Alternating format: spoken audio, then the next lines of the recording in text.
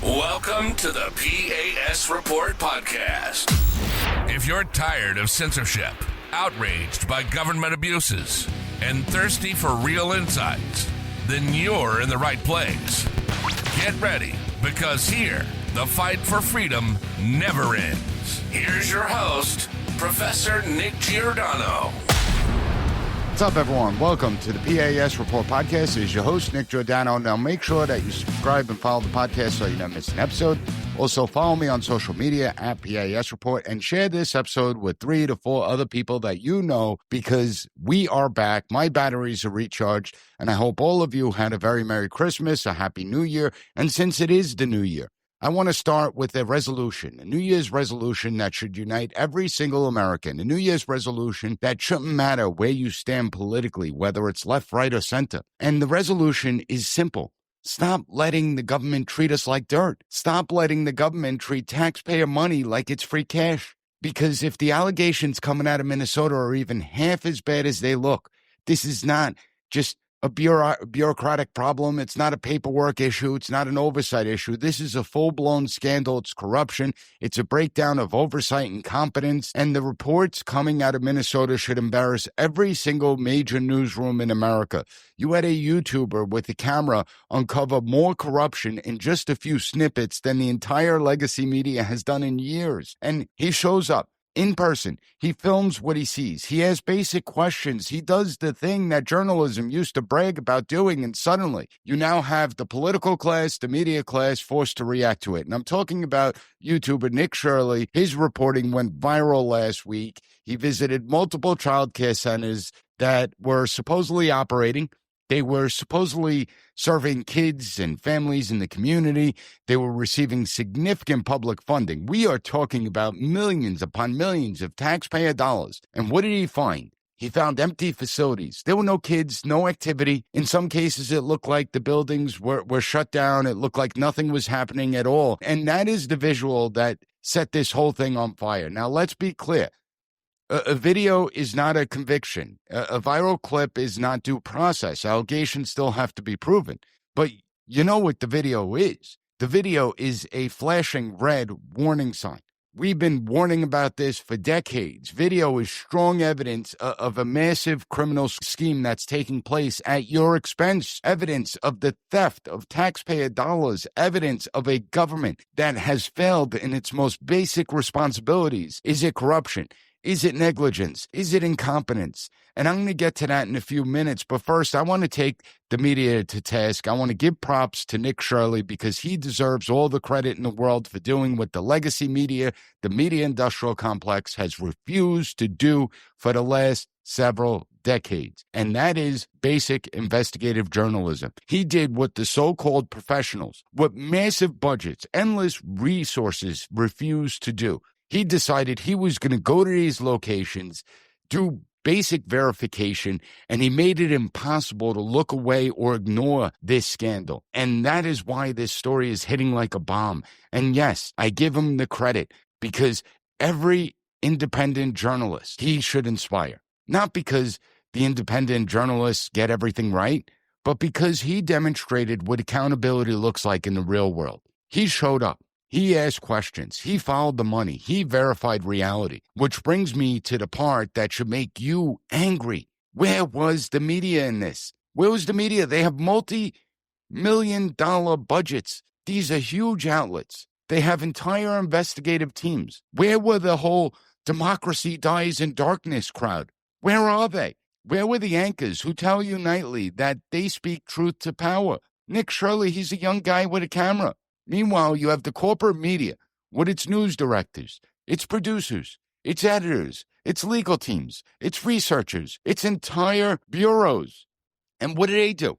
They ignore it. They would rather cover whatever outrage or gossip that keeps their machines running. They push their biases. They ignore these types of stories because it doesn't comport with their ideological narrative that they want to shove down our throats time and time again. The truth is that most people in the legacy media have become nothing more than shills for the narrative. They become nothing more than shills for a party line, the permanent bureaucracy that benefits them. That's it. We're supposed to believe that nobody thought it was worth asking. Are these places real? Are they operating? Are services actually being delivered? I mean, come on. This is not a resource problem. It's not a staffing problem for these media outlets. It's an incentive problem that we see going on. The corporate press does not chase stories, especially when it goes against their narrative, because these are Somali daycare centers. So they don't want to label all Somalis as people that are ripping off the system. But it appears that many in the media are just an extension of the permanent bureaucratic class that exists. They're not independent from government. They're not the ones that were supposed to keep the government in check. That's what the media used to do. And the media should be ashamed of themselves, because often what they do is they chase gossip that actually fits their ideological points of view. It chases headlines that validate the mindset of their audience, and it chases the same talking points over and over because that's the easy thing to do. It's what makes them profitable, and there are no consequences to their failed reporting. Showing up to check whether taxpayer-funded programs are actually being looted, well, that takes time. It takes energy. It takes curiosity. It takes a willingness to actually upset powerful people. Most importantly, that takes actual journalism. Too many outlets, they're no longer journalists. It's not about journalism anymore. It's about political theater. Think about it. There's a reason that a YouTuber beats legacy media. It's because that YouTuber had an appetite. That YouTuber is not trying to protect access to powerful people. The YouTuber doesn't care about schmoozing with elites, doesn't care about getting invited to the cocktail parties or the Sunday shows. He's not trying to stay on good terms with the politicians, the politicos in power, not worried that some agency spokesperson's not going to return his call. He doesn't have to play the stupid games that we see being played. Everyone wants to pretend that the system is working fine. That's what people want to pretend, but it's not. We are being scammed as the public. And Nick Shirley's reporting shows us that. He did what old school reporters used to do. He investigated. These are the types of things that they taught in journalism school until they were infiltrated by the ideological zealots. This is the type of story every old school journalist would dream of, would search for, because it would make their careers. But too many journalists today, they're lazy, they're ideologically driven. They're pushing an agenda. You have Axios reporting that Nick Shirley's video gained major attention, and it included praise from a lot of national figures. People openly saying this one piece of independent reporting had more impact than the mainstream journalist. Yet, sadly, he's never going to get a Pulitzer Prize. He's never going to get an award for his reporting. The media should be ashamed of itself. It's actually humiliating to watch. Now, I don't want to just rant and rave about a failed and dying legacy media, because we have to look at the seriousness of this scandal. Minnesota already has a massive fraud scandal on record. You have this organization that exists, Feeding Our Future, where federal prosecutors described it as a scheme that exploited federal funds, the child nutrition programs. You have the Justice Department describing it as a $250 million fraud scheme. 250 million taxpayer dollars. We know that there's been convictions. So when people say, oh, it's probably nothing, respond with a simple sentence. We've seen a track record of corruption and failure when it comes to government. We've seen a track record of fraud and abuse and waste when it comes to government. And the reason this matters is because Feeding Our Future was not some tiny loophole. It was a demonstration of what happens when government spends massive amounts of money, when there's no verification. It demonstrates how little they think of you, the hardworking taxpayers of America. They don't care because it's not their money. And from the federal government to the states, to the local governments across the country, we created a perfect environment where fraud thrives. Now, after the Nick Shirley video goes viral, now you're seeing federal officials that are publicly saying there's a major fraud investigation underway. You see it in Minneapolis. They're coming out saying that they got investigations. The state got investigations going on. So the scrutiny has expanded into other areas beyond food aid. You look at Nick Shirley's videos, now we're getting into childcare. So we're talking about more than just one federal program, more than one state program that exists, and you could already see the familiar pattern. Citizen journalists exposing something on camera, the public reacts, the politicians scramble, the agencies issue statements. The media tries to act like it was on the case all along, taking credit for Nick Shirley's reporting. No, you were not there. You did not do anything. You ignored the corruption. You ignored the fraud.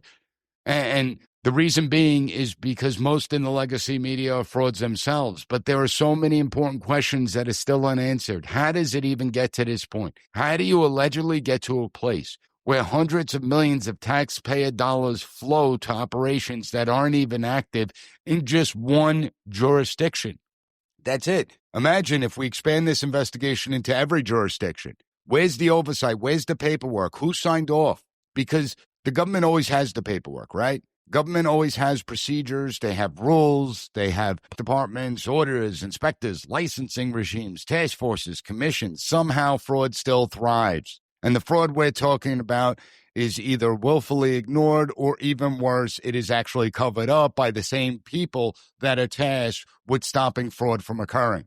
And here is what I want you to hold on to. This is not just a Minnesota story. People think like, okay, this is in Minnesota, so it doesn't impact us if we're not. No, that's a lie. It's a myth. This impacts every single taxpayer across the country because federal taxpayers send billions of dollars to Washington, D.C. Washington, D.C. then sends billions of dollars to the states.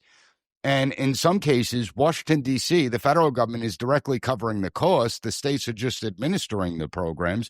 In other cases, when the federal government sends money to the states, it frees up state money so that they could spend more on government programs rather than cutting taxes and giving it back to the people that they took an oath to serve. So this is the story of big government and why big government sucks. Anytime you have massive spending, complex programs, little to no oversight, political incentives to keep the money flowing, you're going to have the conditions for widespread abuse and fraud.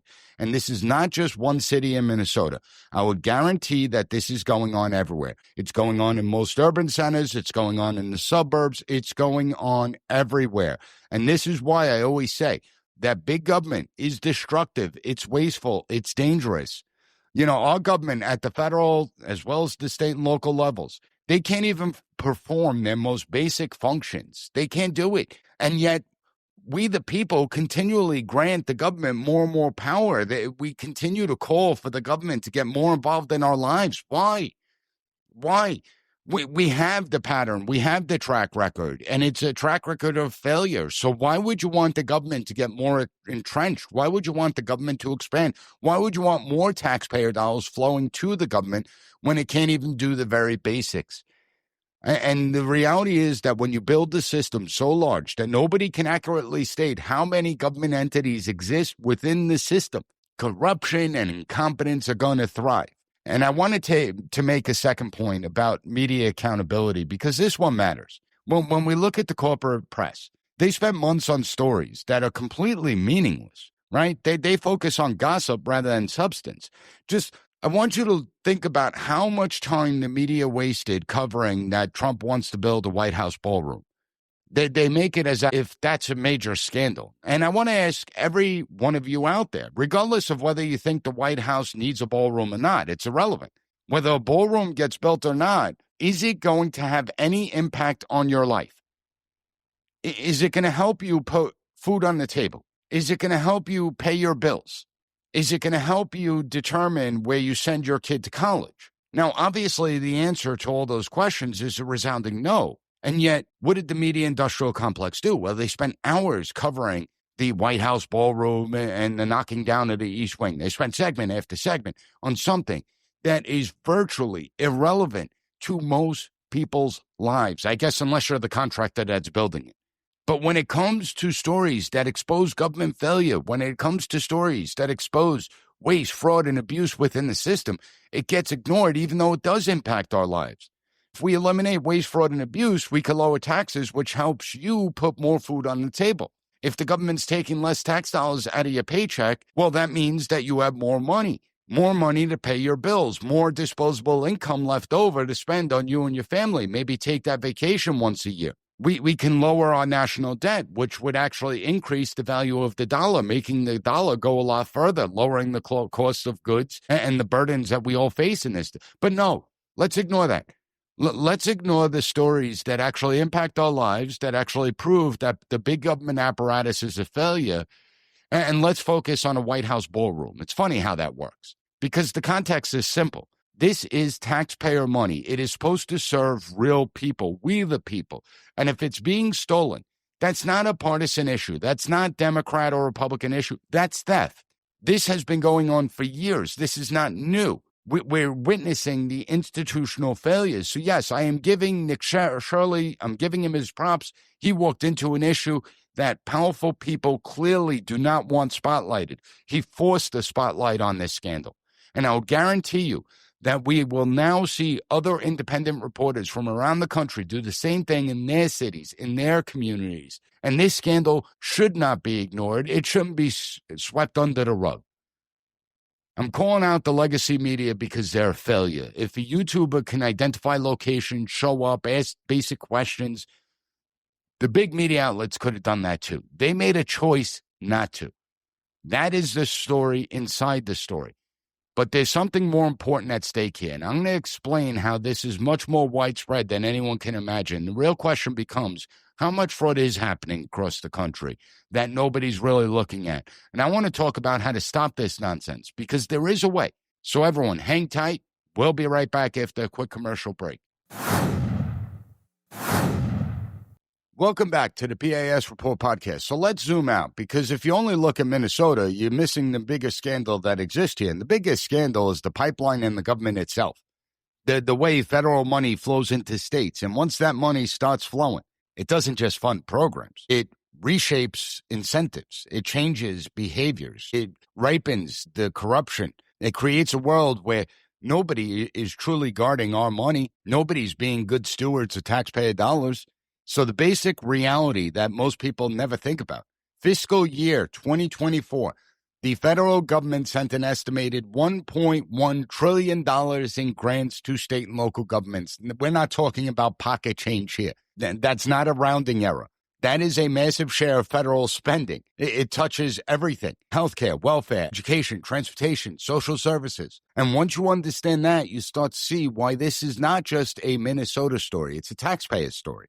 Because when Washington sends that kind of money to states, one of two things happens. Either the federal money is directly funding these programs that are being robbed, our taxpayer dollars being robbed, or Washington covers a big portion of the cost and it frees up state tax dollars that would have been spent in other areas. So instead of returning the money to people by lowering taxes, maybe property taxes, it gets used to actually expand programs. More spending, more bureaucracy, more initiatives, more everything. So no, it's not just a Minnesota problem. It's not just any one state's problem. This is going on throughout the entire country. It's a whole of government problem. And it gets worse because the biggest driver of federal money flowing to the states, you have the Nonpartisan Committee for a Responsible Federal Budget, federal grants to state and local governments totaling $1.1 trillion in 2024 alone. That's 17% of the federal budget. Medicaid alone was about $618 billion of that. It's estimated that between 10 to 40% of all Medicaid is fraud. And it matters. It matters. When you have a program that big, oversight is virtually non-existent.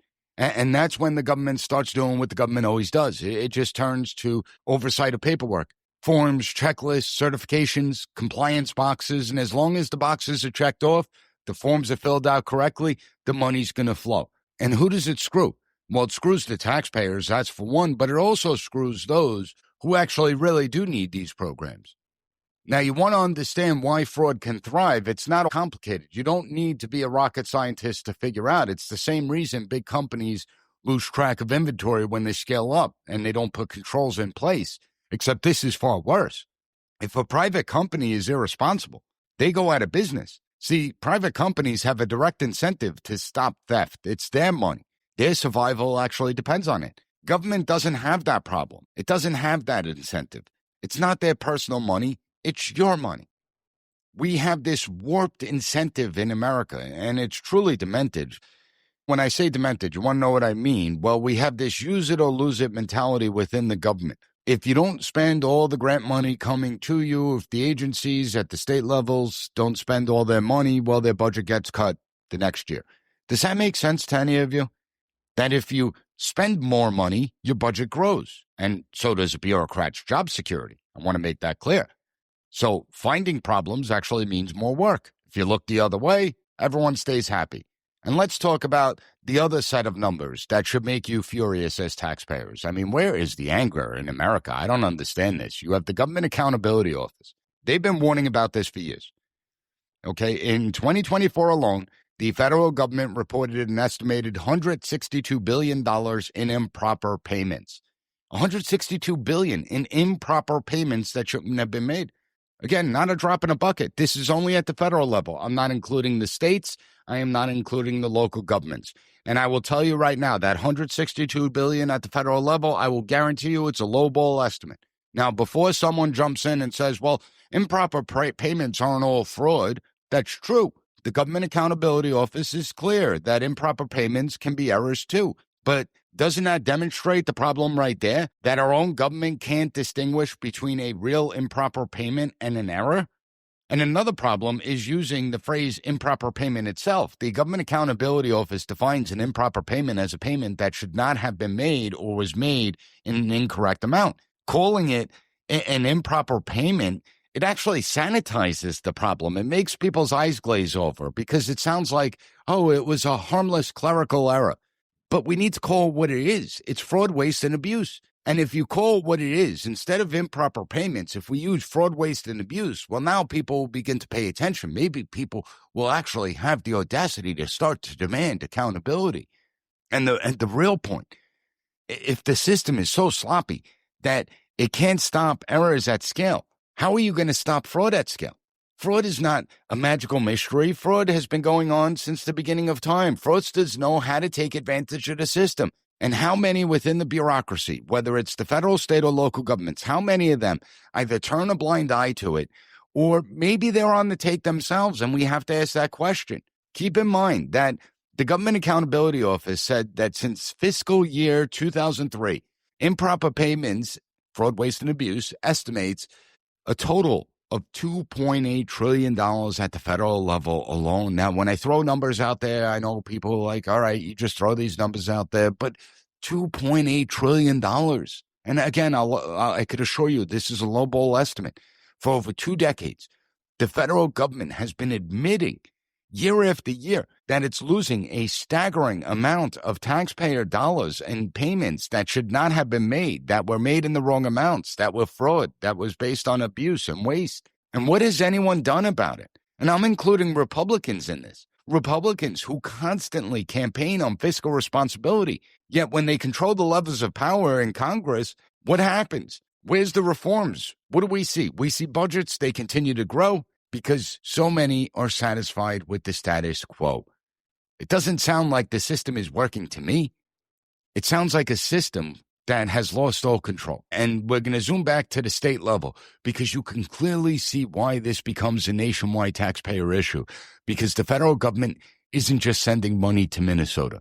The federal government is sending money that came out of your paycheck, your business, your savings, your hard work, your labor to every single state. The states are like middlemen.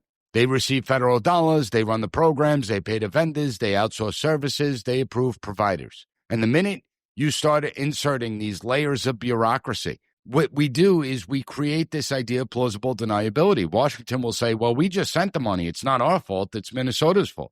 The state will say, well, we followed the guidance issued by the federal agency. Agencies will say, well, we relied on certifications. Vendors will say, well, we filed the paperwork.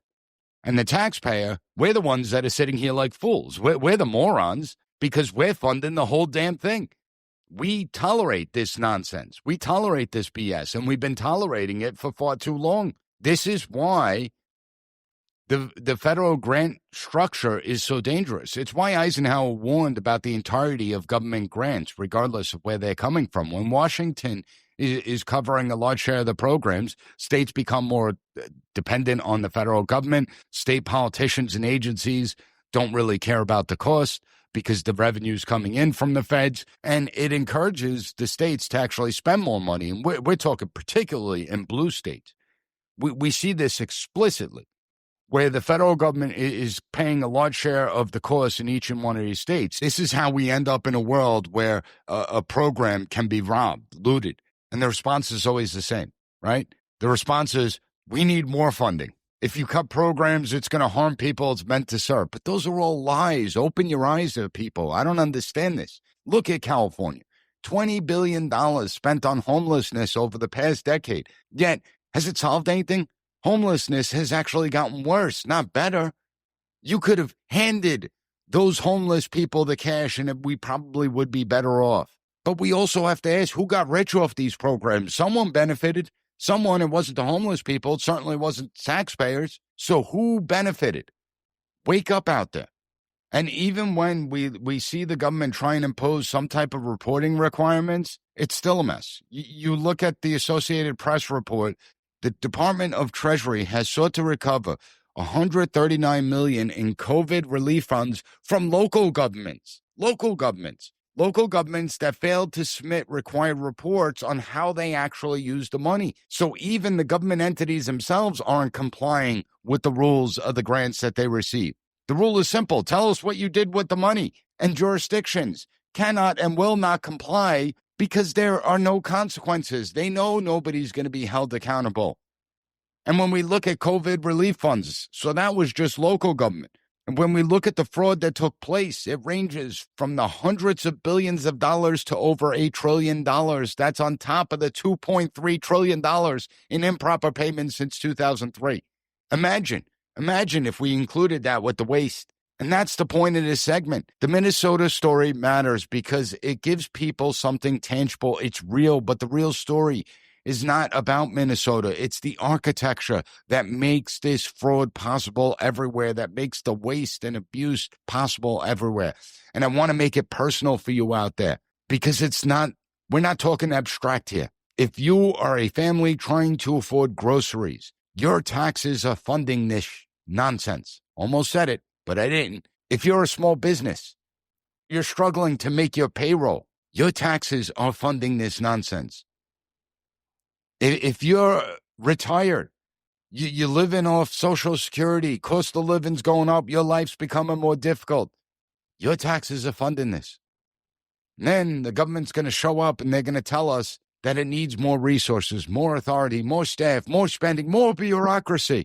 And sadly, the sheep out there are all too willing to say okay, all too willing, despite the massive big government failure that we see. The stupidity out there never ceases to amaze me. You have the government that cannot even safeguard what it already takes in, and yet people want to continue to expand government. I don't get it. It's not compassion. It's not good governance. It shows how so many people in America are in denial, how they ignore the obvious, how so many of we the people actually bear responsibility for this mess because there are far too many simpletons out there. That's the takeaway. And you have politicians that are going to go on X. They'll go on the media segments. They're going to feign their outrage. And as they're feigning their outrage, the pipeline of your tax dollars is going to keep flowing and nothing is going to get done. You know, not for nothing, but it's really pathetic. Now, we need to take a quick break, but when we get back, I'm going to tie it all together. I'm going to tie in what needs to be done to stop this. So everyone, hang tight. We'll be right back. Welcome back to the P.A.S. Report podcast. So now we need to get to the part that actually matters most, because it's one thing to watch a video and get angry. It's another thing to ask the question that everyone in government hates. How does this happen? How does this happen year after year without somebody noticing or looking the other way? And before we go any further, I want to be responsible here, right? There are a lot of claims out there, a lot of counterclaims. There are investigations. There are political incentives. You have them flying in every direction. But even if you strip all the spin out of it, there's a core issue. First of all, the oversight system. It's either broken, corrupted, or what I think it's a combination of both. Take what's being alleged in Minnesota right now. You have one side saying that this has been going on forever. We warned people. Nobody did anything. You have a report from Mediaite that quotes Minnesota Representative Kristen Robbins, who says she literally gave the Department of Human Services a list of daycare providers receiving over $1 million in flagged violations. And she has stated that nothing has happened. And nothing happened until the story actually blew up. You have the other side people that work at the Department of Human Services who say, slow down, there's a lot of accusations. We did site visits. We conducted investigations. We found no fraud at these specific centers so far.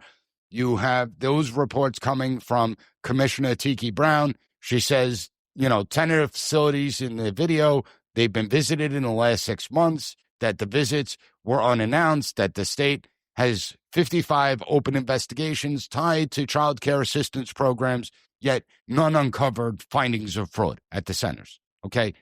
That's a little hard to believe, right? How can these two worlds exist at the same time? You have a Minnesota representative saying, yes, we know fraud has been happening. We flagged this fraud that's happening. And yet you have the person, the commissioner, who's in charge of an agency where this money's being doled out, saying, no, we did everything we're supposed to do and we found no evidence of fraud. Doesn't make any sense. They can't exist together. And that's what shows that the safeguards are so weak, they're so inconsistent, they're so easily gamed that even when the state checks, it can't reliably detect what's real and what's fake. And that's if it checks, if the checks actually occurred, because something doesn't smell right. And when I say if checks occurred, we're no longer talking about bureaucratic failures, right? We're talking about complicity, because this isn't some random one-off scandal that's occurring. The FBI Director Kash Patel, who I have been very critical of here at the P.A.S. report, he pointed to the Feeding Our Future case. He described the $250 million fraud scheme in federal food aid. He says that the FBI believes that this is just the tip of the iceberg. That's not small money. That's not paperwork. That's organized theft. And when you hear the words tip of the iceberg, what they're really saying, what that means in plain English is we uncovered some of it, but we think there's a lot more. So let's talk about oversight first, because this is where the public gets played time and time again, and you allow it to happen. I'm sorry, but you do. Whether we're talking about the federal, state, or local government, they always claim oversight exists. But oversight's only real if it actually has teeth, if it's designed to catch fraud before the money is actually spent, not after the money is spent. Because here's what I want you to picture. A program sends out checks or reimbursements based on, when it's daycare centers, enrollment and services, hours, attendance, and stuff like that. So if you could fake the inputs, check the boxes, then the money is easily stolen through the fraud and abuse that's occurring. And once the money is gone, the government plays the pay and chase game, right? What does that mean? Well, they try and what they call claw it back later. They'll announce task forces, they hold press conferences, they throw around words like integrity, and it's all meaningless because, let's be honest, once the money is sent out and you find that there's fraud in the system, well, now you have to spend an enormous amount of taxpayer dollars to do the investigation, to do the prosecutions, to recoup the money. And recouping any money is actually slim. So you're getting hit twice. The original money is gone, and the cost to investigate, prosecute, and get the money back, we're stuck holding the bag.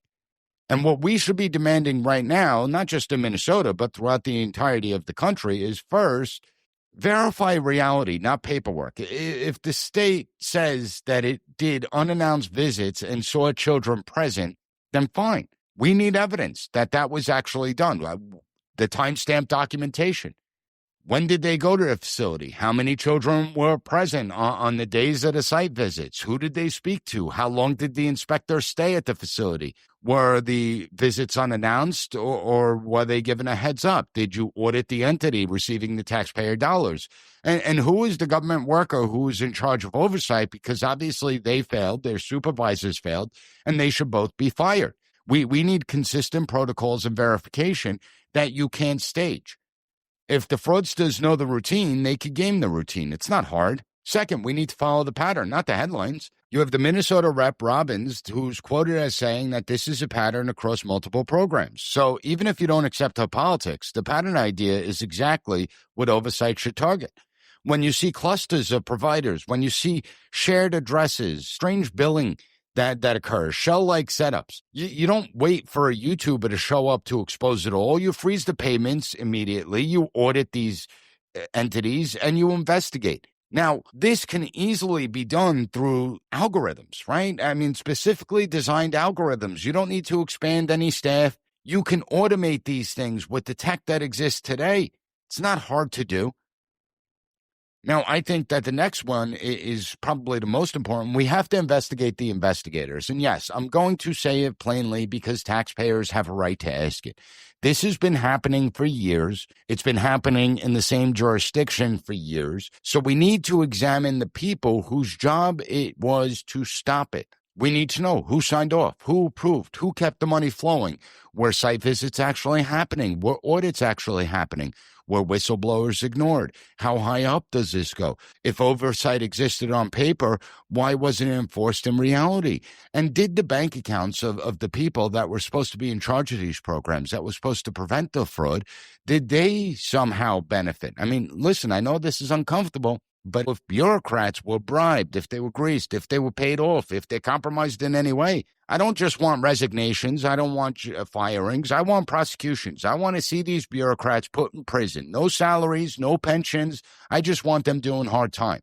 And I want to be careful here because that's an allegation until proven. But it's a reasonable assumption. When you see the same failures over and over again, when you see the same type of fraud over and over again, when you see how widespread this fraud is, you have to make an assumption that those that are tasked, the government bureaucrats that were tasked to provide oversight, were in on the game because the state itself is telling us indirectly that fraud does exist. And the reason that they're saying it indirectly is through their actions, right? Minnesota now announces moves. They're going to pause the granting of new licenses. They say they're working on tighter oversight measures. So here's my point. That's an admission, right? When you have a system that requires emergency pauses, emergency task forces, emergency public integrity websites, it's a sign the system isn't working. It's a sign the system is broken and that those in charge failed in their duties. And I know some listeners out there are going to say, okay, Nick, well, what can we do about it? And this is exactly where the new contract with America comes in. If you want to stop this, you need a government that treats taxpayers with respect, a government that treats our hard-earned tax dollars like they actually matter. We are talking about real audits, real verification, real penalties, real prosecutions. It means programs that can't prove actual outcomes don't get funded, that the programs are immediately terminated. It means that agencies who can't show oversight, we don't expand them. We actually shut those agencies down. It means ending this culture where nobody is ever held personally accountable. I have the new contract with America. It's up on the P.A.S. report website, as promised, PASreport.com. You could listen to the 3-part series. You could read the full framework. And as promised, I put up the one-page fact sheet that you could send to your state representatives, your federal representatives, because the only way this changes is if we stop tolerating it. Enough with the outrage. The outrage doesn't change anything. We, the people, have to make demands. We need to demand transparency. We need to demand audits that actually mean something. Demand consequences and prosecutions for those that engaged in the fraud. Demand that the people who were supposed to keep a watchful eye over our taxpayer dollars, if they failed to stop it because they were lazy and incompetent, they need to be terminated immediately. If they failed to stop it because they were on the take, they need to be prosecuted immediately. This is not an improper payment problem. It goes far deeper than that. This is theft. It's theft of your hard-earned money. This is a waste of our hard-earned money. It's an abuse of the system, and it's happening on our dime. We should not be tolerating it. Now, if you found this episode informative, send it to 3 to 4 other people. Also, make sure to go to Apple Podcasts and Spotify. Leave the P.A.S. report a 5-star rating. Take 30 seconds to write a good review. I want to thank you for joining me. I'll be back on Wednesday with another great episode of the P.A.S. Report podcast. Thank you for listening to the P.A.S. Report. Don't forget to rate, share, and hit that subscribe button. That way you'll never miss an episode. For more exclusive content and updates, visit us at PASreport.com and follow Professor Giordano on all social media platforms at P.A.S. Report.